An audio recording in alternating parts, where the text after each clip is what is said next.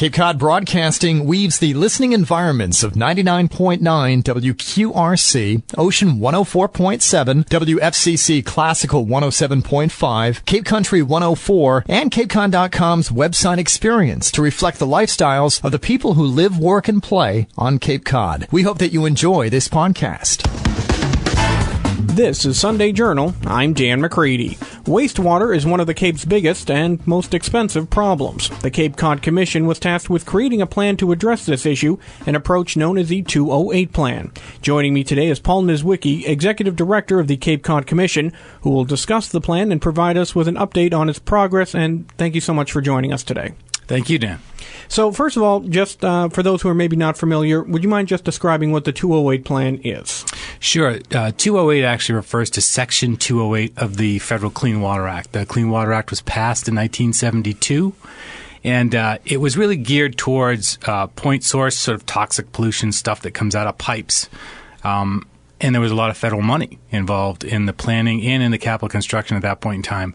In 1978, there was a regional plan done for the Cape under Section 208 of the Clean Water Act, and it hasn't been updated since. Also, since then, the federal government in the 80s really got out of financing wastewater treatment facilities.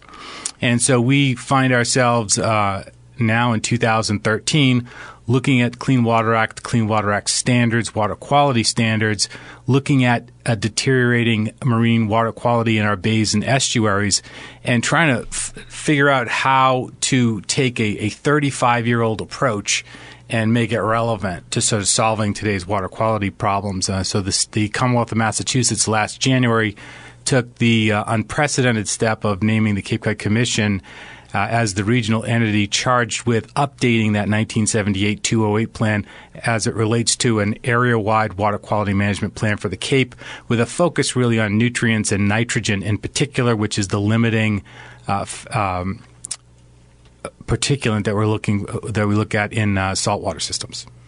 So basically, the big crux of this plan, as far as Cape Cod is concerned, will be looking at nitrogen. That's the main issue you're going to be focused on. Yeah, nitrogen drives it, but anytime you're involved in any sort of water quality analysis and you're looking at technologies and solutions, you want to be cognizant of other problems, public health problems, failed Title V systems, or phosphorus, which is another nutrient that is a limiting factor in freshwater ponds and lakes. You want to be cognizant of those issues that are out there, because the same technology may be able to address all of those concerns. But nitrogen is really the regulatory driver of the 208 plan.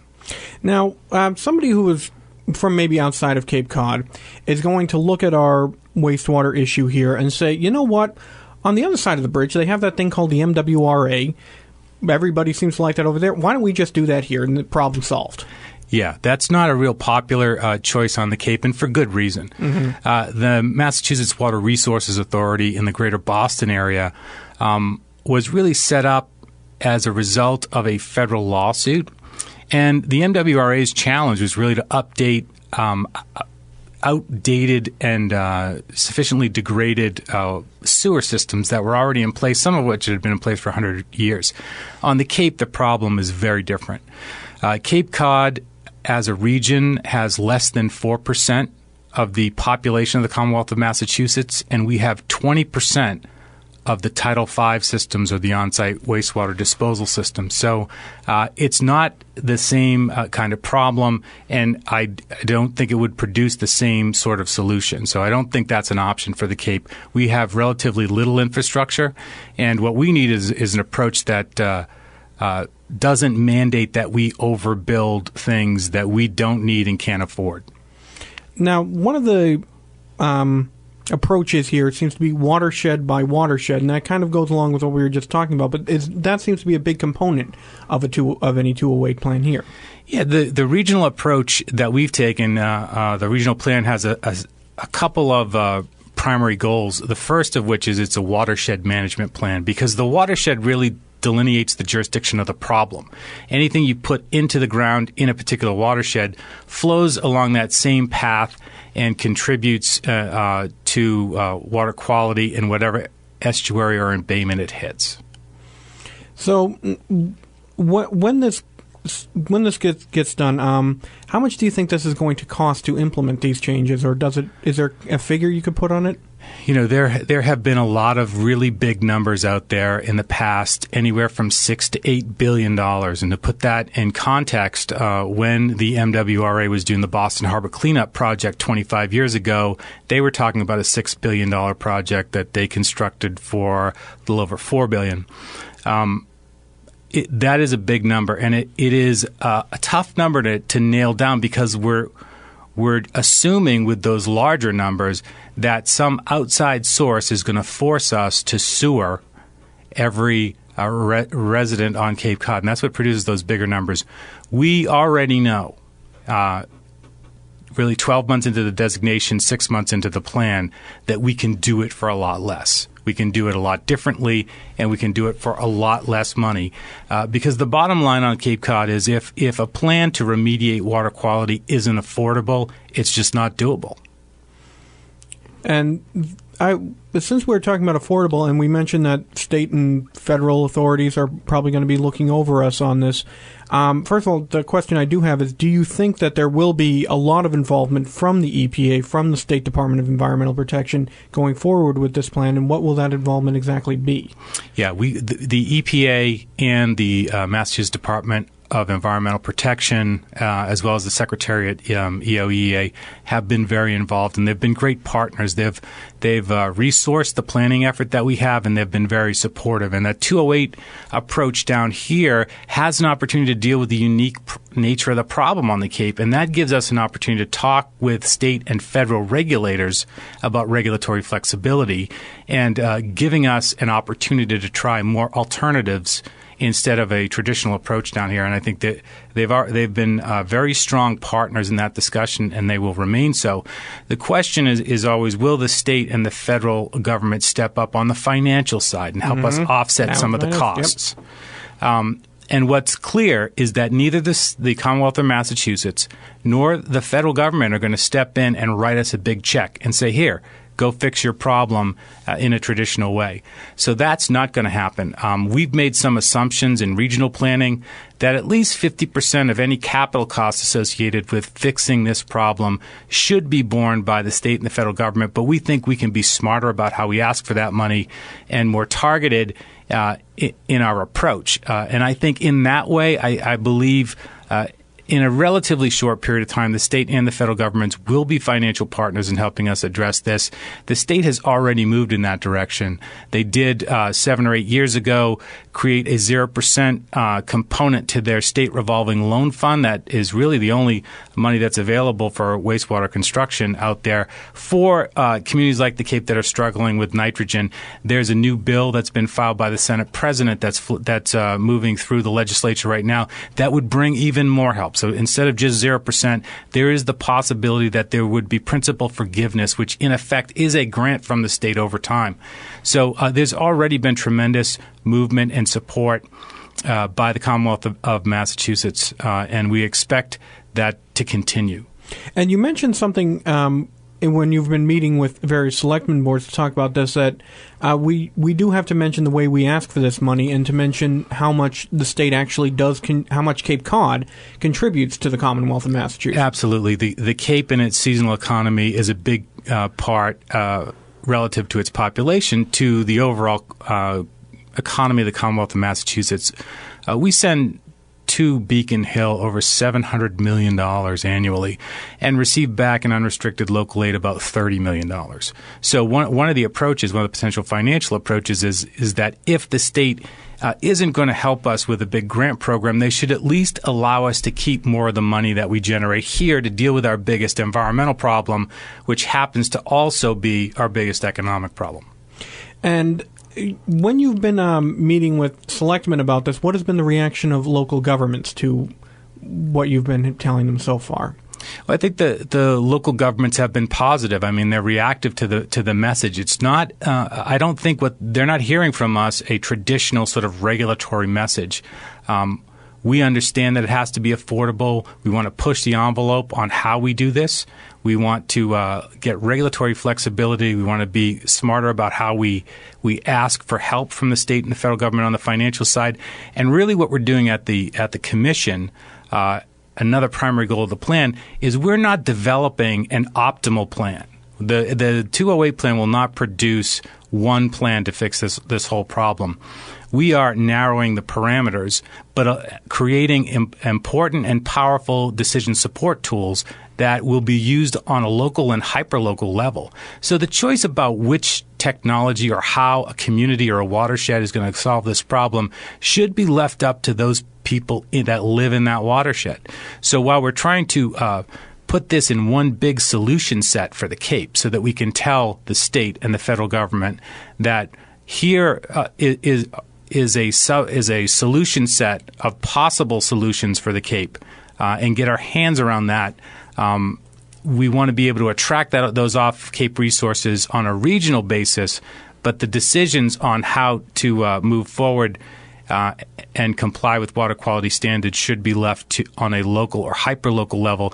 And I think the towns appreciate that and have embraced that for the most part. And speaking of the local towns, there are some towns that are trying to take methods now and working on plans of their own to address this wastewater issue in their individual communities. Is that going to be incorporated into a 208 plan? Yeah, it already has in large part. There's been a great deal of science over 10 years that's been invested in the Cape to sort of study this problem, to narrow the parameters for compliance. And there's been a lot of good local planning that's happened in most of the communities on the Cape that relate to nitrogen.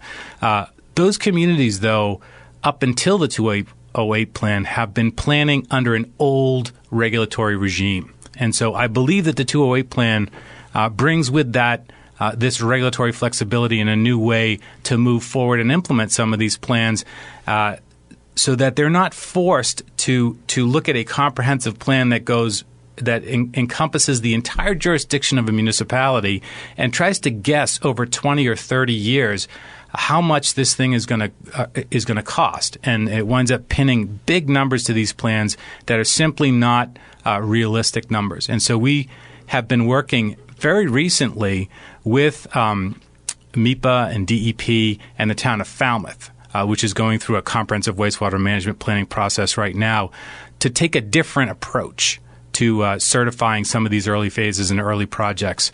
And I believe that we've had some recent success, and we will hope for more on that.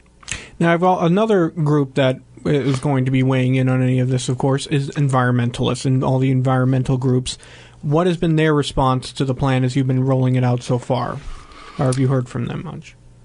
Well, the environmental groups are part of the strategy. We have a stakeholder engagement process that we've been running since July. And we have 11 watershed working groups that are meeting, and environmental groups and advocates for alternative technologies are represented on each one of those working committees.